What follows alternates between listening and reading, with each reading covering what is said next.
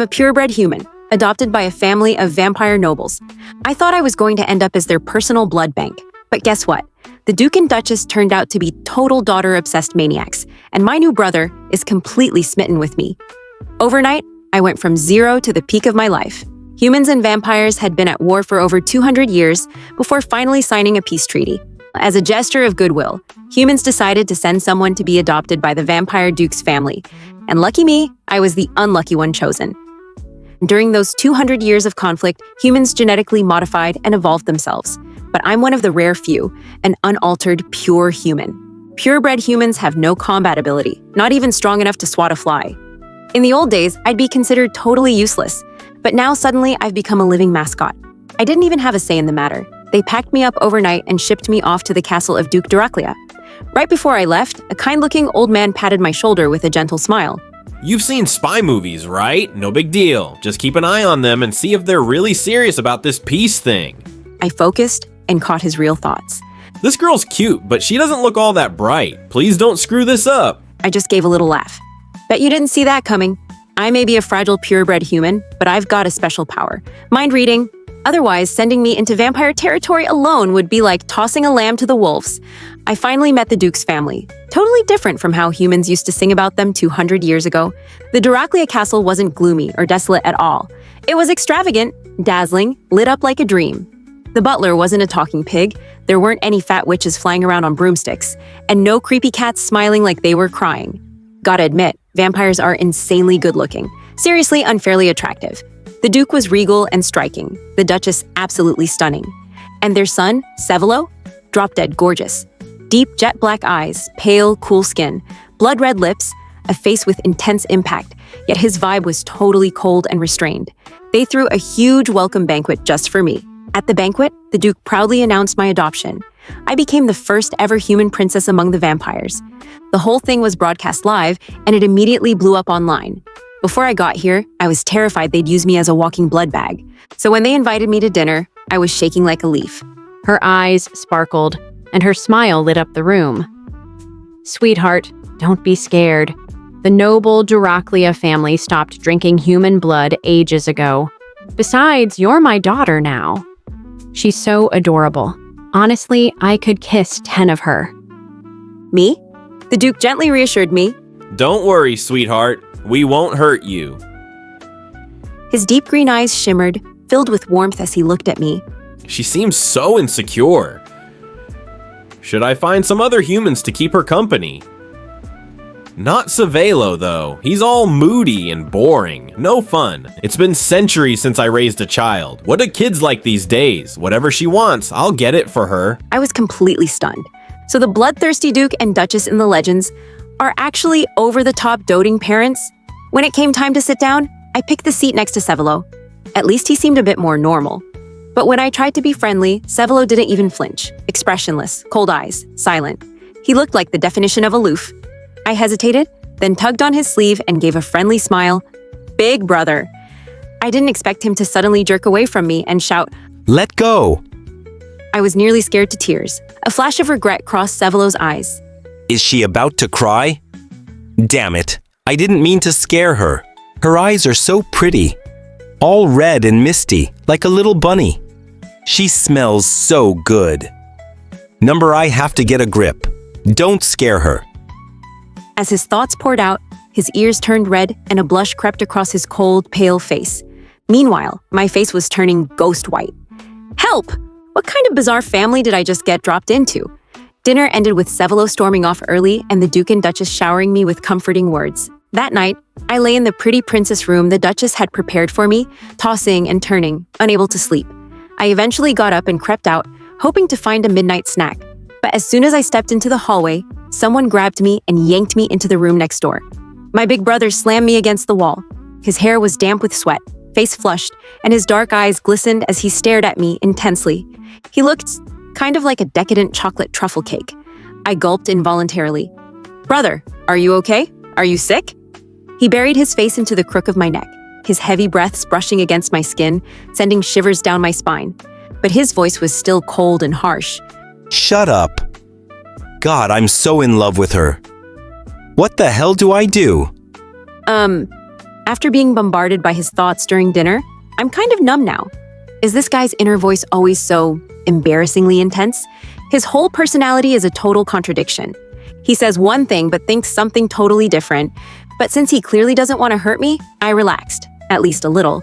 I obediently stayed still, acting as his human pillow. But his thoughts kept flooding my brain like a never-ending scroll. Am I holding her too long? Does this seem weird? But I don't want to let go. The Duraclea family gave up human blood ages ago, so why am I... That's when I felt something sharp press against my neck. A struggle between restraint and impulse seemed to rage inside him. And that's when I realized that sharp thing was a vampire's fangs. In that instant, I just completely lost it. She's so captivating. She's trembling. Is she scared? Enough, Savello. That's enough. Savello finally let go of me. I let out a sigh of relief. But the next second, he tossed me straight out the door. The door slammed shut with a loud bang. I felt myself being lifted off the ground, and in the blink of an eye, I was out in the hallway. My head was spinning. Once I managed to gather my thoughts, I started thinking it through. As rude and impatient as he was just now, he didn't actually hurt me. Maybe he won't hurt me after all? The next morning, I went downstairs. The Duke and Duchess were nowhere to be seen. Savello was gone too. The butler, Ebner, came over and politely explained, Your Highness, the Duke and Duchess are still resting. They've asked me to serve you breakfast first. Prince Savello will escort you to school shortly. I looked at Ebner's gentle smile and nodded slightly, pretending not to hear what he was thinking. What on earth is His Grace thinking? Prince Savello isn't exactly warm to the princess. A dozen breakfast dishes were brought out. Truffle scrambled eggs, caviar breakfast tarts, lobster breakfast rolls, Belgian waffles dusted with gold leaf. Holy crap. This was serious luxury. I was floored. Back when I was in the human world, I used to drool over these kinds of dishes in library books. Now that humans are all about genetic evolution and obsessed with getting stronger, food isn't really a priority. A lot of people get by on nutrition packs. Only the nobles bother with fancy meals anymore, just to flaunt their status. Back then, something like this would have never come my way. I used to survive on those god-awful nutrition drinks, tasted worse than poison. But at this moment, I could truly feel it. My life had completely changed. As I was stuffing my face, Savello came down the stairs in his school uniform, moving at a leisurely pace. I glanced at him and almost burst out laughing. The uniform fit perfectly, sharp and tailored. He totally looked like a proper young noble. That is, if he wasn't wearing that weird mask. I tried my best not to laugh and sneaked another look at him. His features were still ridiculously handsome, but that thing on his face, was that a dog muzzle? Then I heard Savello's thoughts. Does this anti-bite mask look super weird? But this one's already the coolest version. Why is she staring at me like that? She looks like she's about to laugh. I couldn't hold it in. I let out a snort. Oh my god, it really is a muzzle. Because of that poorly timed laugh, Savello wore a frosty expression the whole ride to school. But I wasn't scared of him anymore. He was so afraid of hurting me that he chose to wear that ugly, weird mask instead. Savello's like a hedgehog, all prickly on the outside, but flip him over, and his belly is soft and defenseless. I could feel it. Beneath that cold exterior, he was gentle and kind. Maybe Ebner was worried we'd fight on the way, so he tagged along too. In the car, it was mostly Ebner filling me in on everything about the school. Saintis Academy is the most prestigious school among vampires. Only the sons and daughters of the elite go there.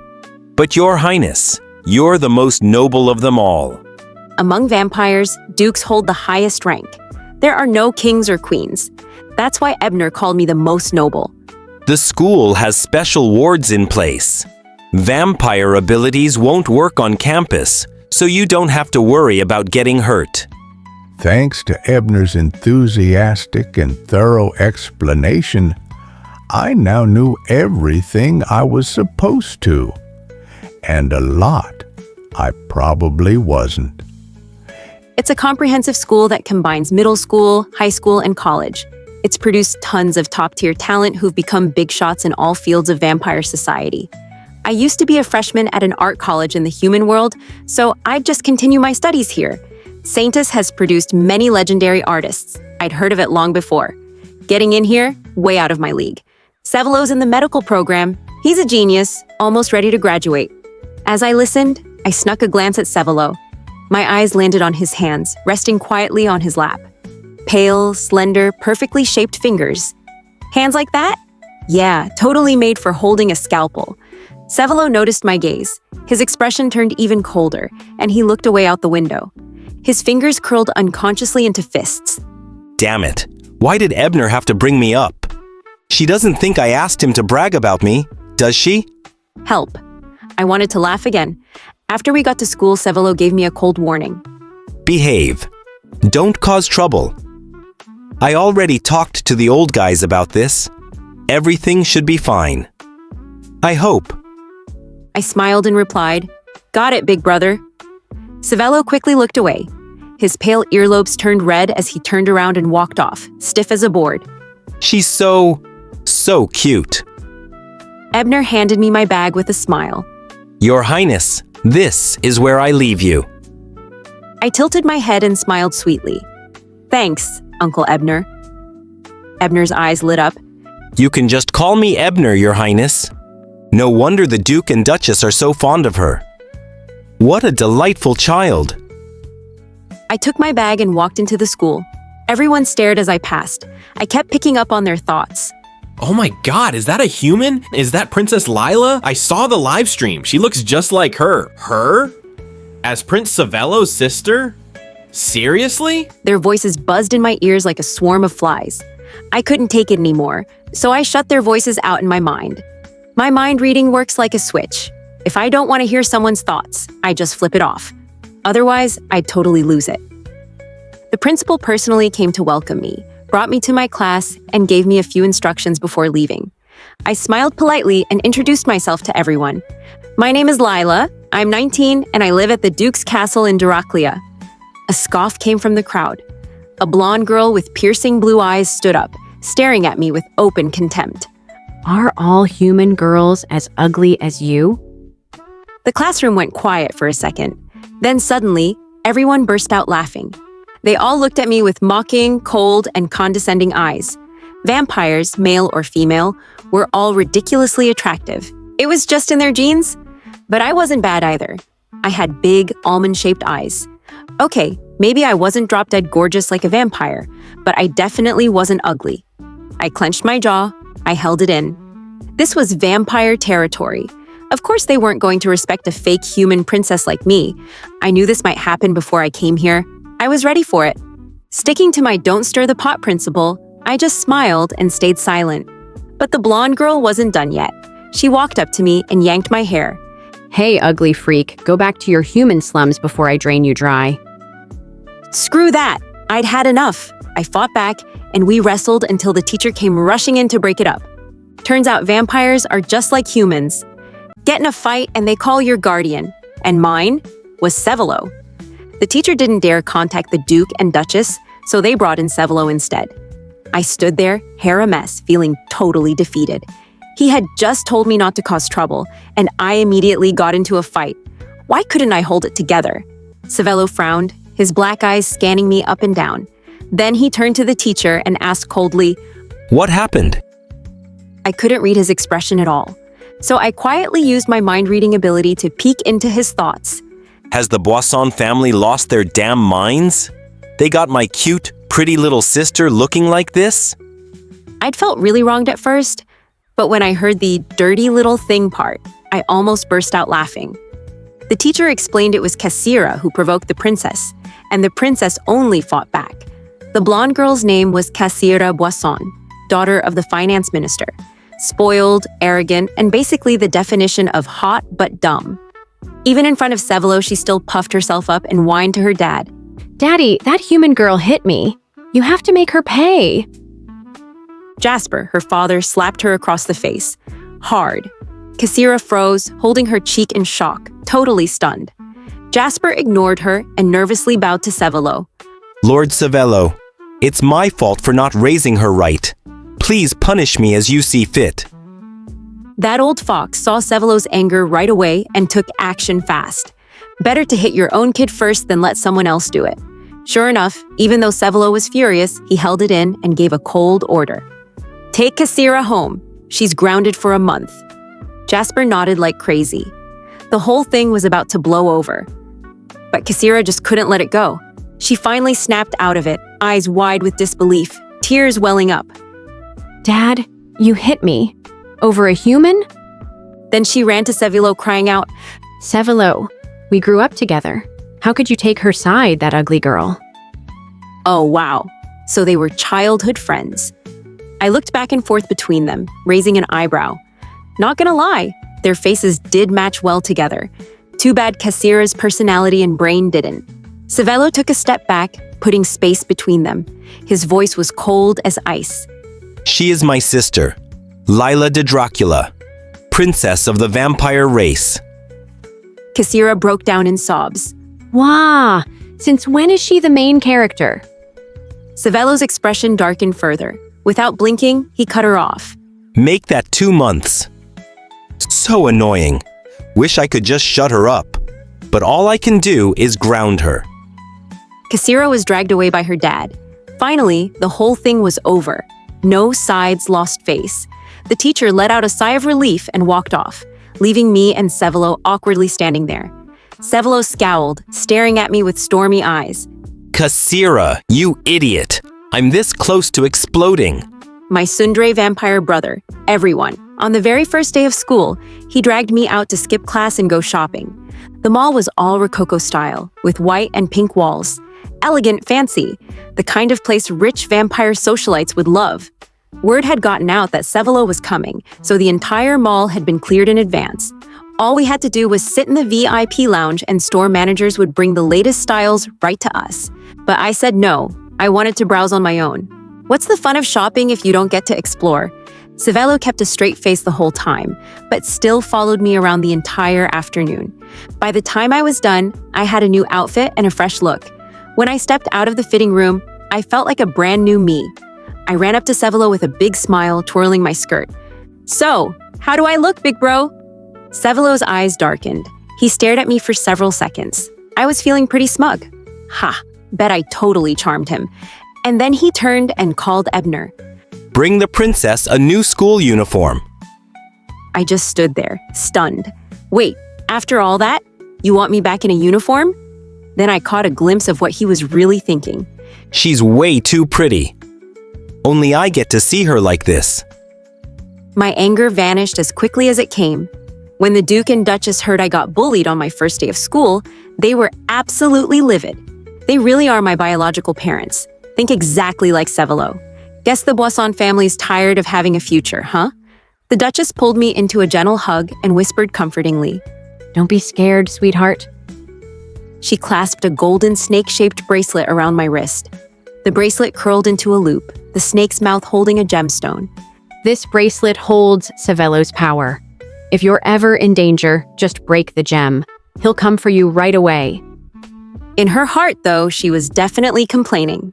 Ugh, that idiot Sevelo. Still needs his mom to back him up. Me.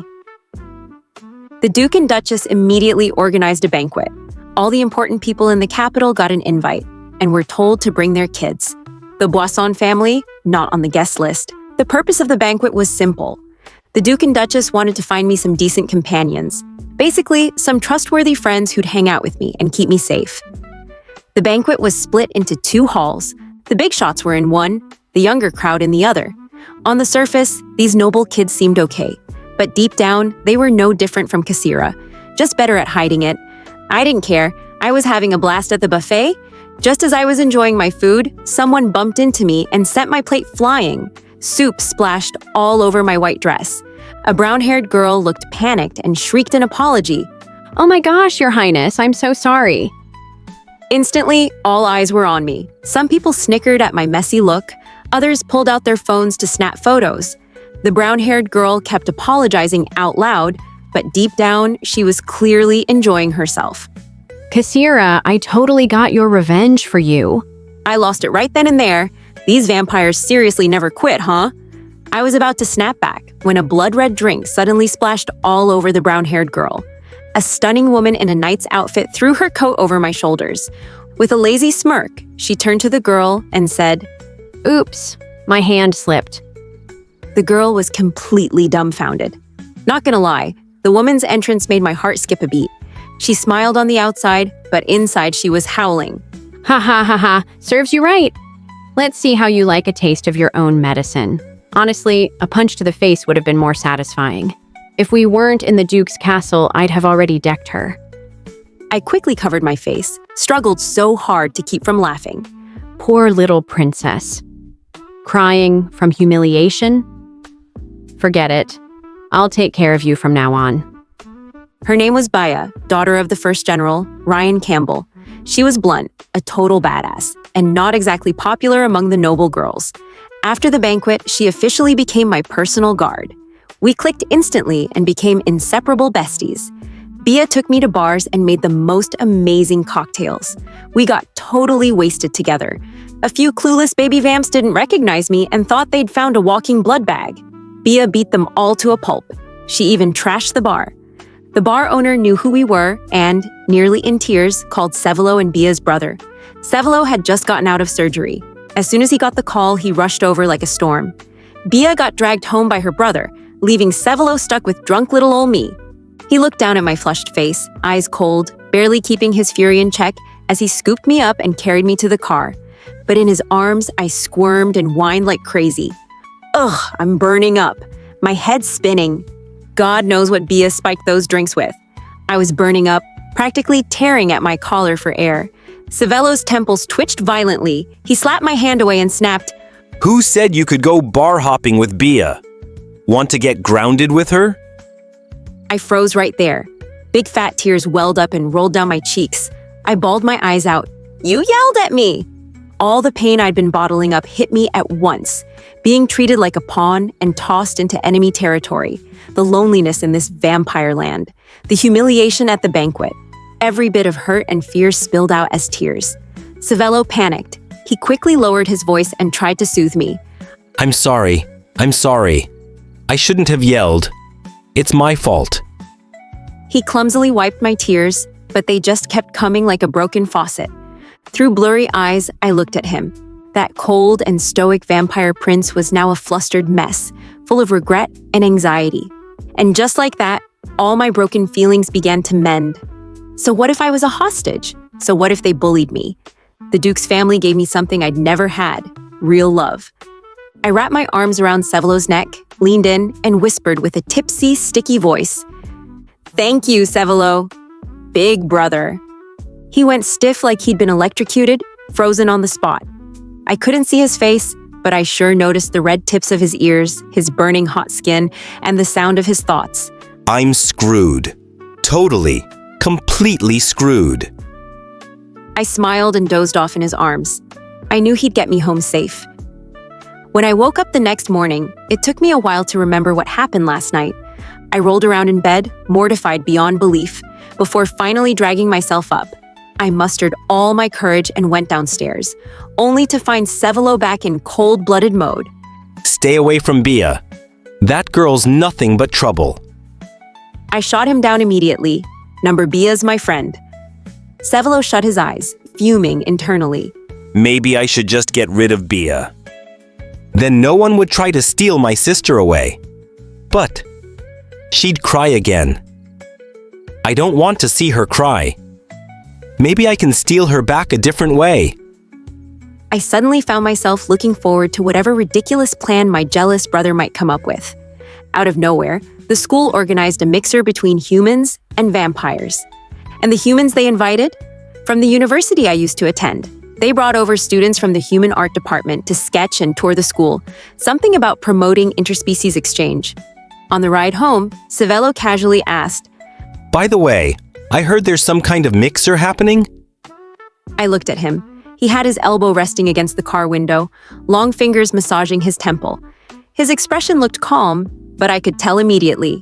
He was definitely behind this whole thing. When I didn't respond, Sevelo sneaked a glance at me, freaking out inside. She's not saying anything. Is she upset? Damn it. I knew I shouldn't have listened to Ebner's stupid idea.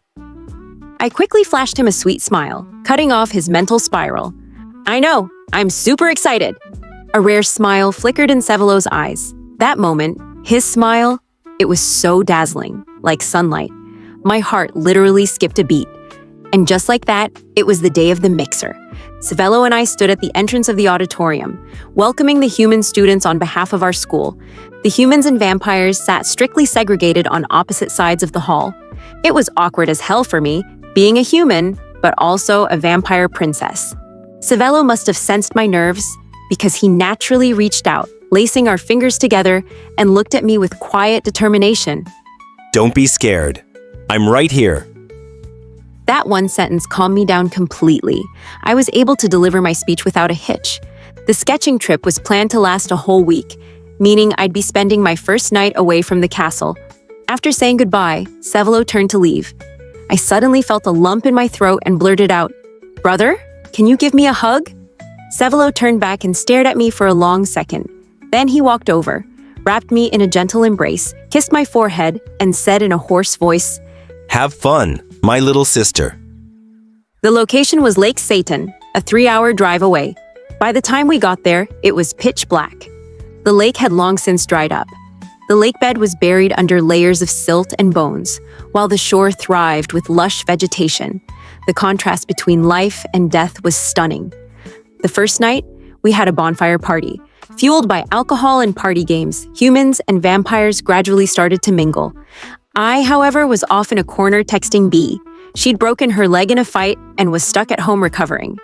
Just as we were chatting, a guy suddenly ran up to me, shouting excitedly, Lila, I can't believe it's you!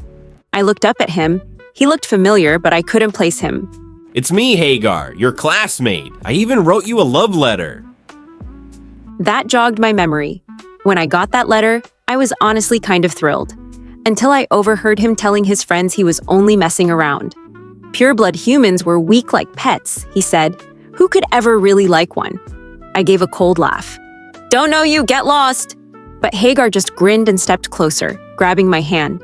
Lila, even if you dress a pig up nice, it's still not a princess. I struggled hard, but he was a strength-type evolver. My resistance was basically tickling him.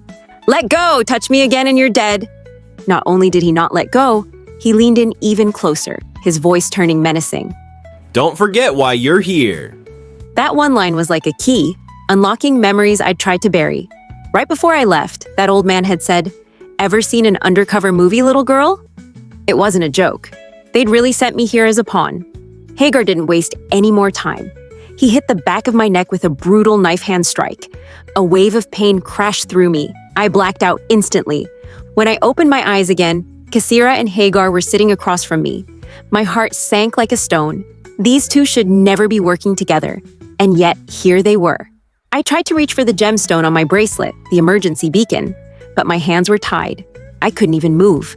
They didn't even bother to lower their voices, just started plotting right in front of me.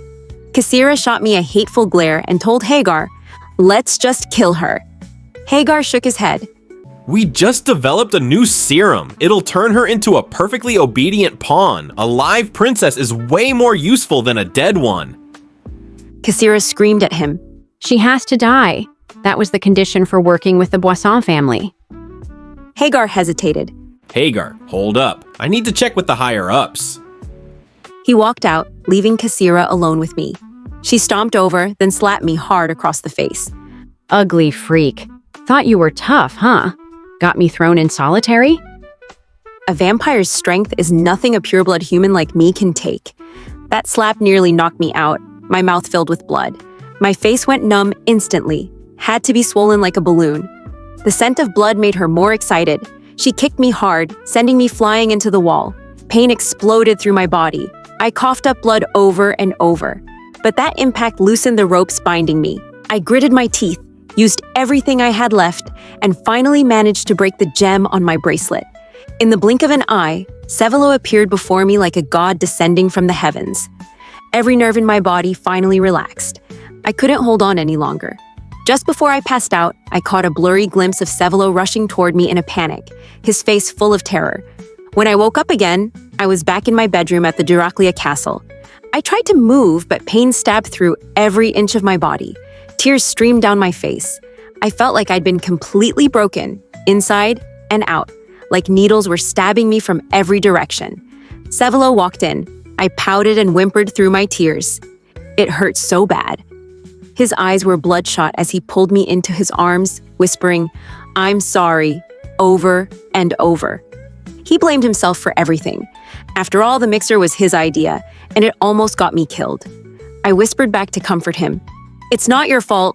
Even without the mixer, they would have come after me eventually. Savello buried his face in my neck.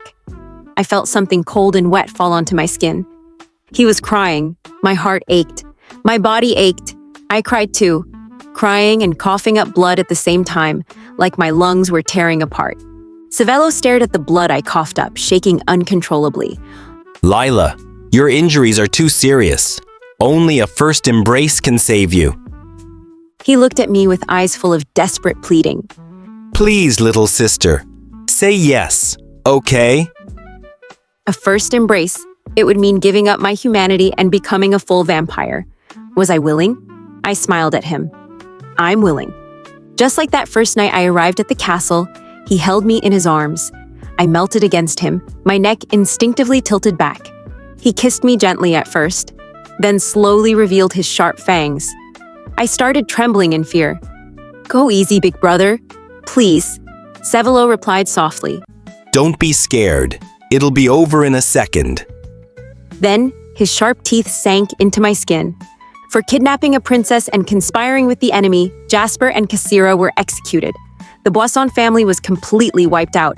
Hagar was tortured until he was barely alive, then dumped back on human territory. The top human officials were absolutely furious. Vampires and humans had fought for 200 years. Humans needed peace to recover. They couldn't afford another war. But the warmongers weren't happy about that. They used the interspecies mixer as an excuse, had Hagar kidnap me, and tried to use their new serum to control me as a pawn. Once the truth came out, everyone involved was punished, and the humans made their peace offering to the vampire side. The two species agreed to maintain peace. Even though I'm a vampire now, deep down, I'll always remember I was once human. That peace didn't come easy. After I recovered, I went back to school. As soon as Bia saw me, she burst into tears and threw her arms around me. My little princess. It's all my fault for not being there with you. Halfway through crying, she suddenly paused and sniffed me really hard. Whoa, wait a sec. That smell. Princess, did Savello give you a first embrace? Did you just become his little wife? I froze. Huh? Little what now? You didn't know? A first embrace is a blood pact. Once it's done, you belong to Savello forever. Bia looked totally heartbroken, but in her head she was raging at Savello. Savello, you lying jerk. Give me back my sweet, innocent little princess. Creepy, corpse-obsessed freak. Cold-blooded, heartless, absolute psycho. My face turned bright red. How was I supposed to know the first embrace meant that? Just then, Savello walked over and said coldly to Bia, Bia, as the princess's appointed aide, you abandoned your duties and failed your role. Effective immediately, you're dismissed. I object. I glared at Savello. Big brother, what's the deal with the first embrace? Don't you think you owe me an explanation? In human terms, this is straight up marriage fraud. I can't believe you pulled something like this. Savello didn't say a word, just pulled me into his arms and kissed me to shut me up. One look at his ridiculously handsome face that close, and all my resistance crumbled. When he finally let go, his eyes were sparkling, full of warmth and love. Lila, will you marry me? I took an exaggerated deep breath. Nope. Then I grabbed Bia, who'd been eavesdropping the whole time, and we walked off toward class. I was practically skipping, with a smile I couldn't hide no matter how hard I tried. Behind me, I heard Savello's inner thoughts loud and clear. Even when she turns me down, my little sister is still the cutest. No worries. I'll ask again tomorrow.